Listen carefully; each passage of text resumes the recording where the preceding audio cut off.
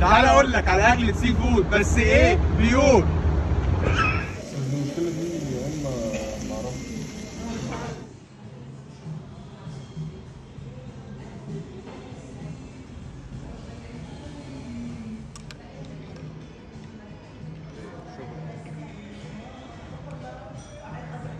الشوربه دسمه والكريمه مظبوطه مش خفيفه، مليانه جمبري وسمك فيليه وصبيط.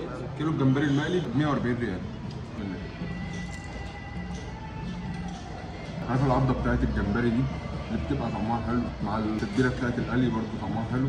جمبري باتر فلاي سعر الكيلو 140 ريال. اهم حاجه صوص الباتر فلاي، التتبيله واصله لحد جوه، غرقان في الزبده، حلو. كابوريا بالبشاميل، الطبق ده سعره 50 ريال. القوام بتاعها كريمي قوي، ده الجزء اللي هو اللي على الوش بتاع البشاميل ده بيشد شويه، بيديها طعم حلو، والتتبيله بتاعتها طعمها حلو قوي. سمكه كوفر ب 70 ريال بصوص المشروم، الجزء اللي فوق متقطع معمول زي الفيليه وعليه صوص مشروم. صوص المشروم كريمي وتقيل وطعمه حلو. ده طاجن سي فود بالريد صوص سعره 60 ريال. طبعا الكميه بتاعت السمك والجمبري والكاليماري اللي فيه كميه كبيره، القوام بتاعه برضه تقيل مش سايب من بعض. الوش عليه جبنه موتزاريلا، والسي فود اللي فيه طعمه حلو. دي سمكيه قاروص مشويه مفتوح او مقفول على حسب ما تطلبها، مشوي سنجاري.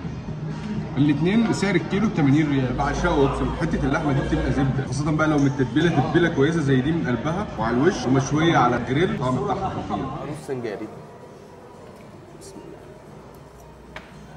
سمك زبده والتتبيله اللي عليه حلوه، غرقان في التتبيله بتاعته مظبوطه.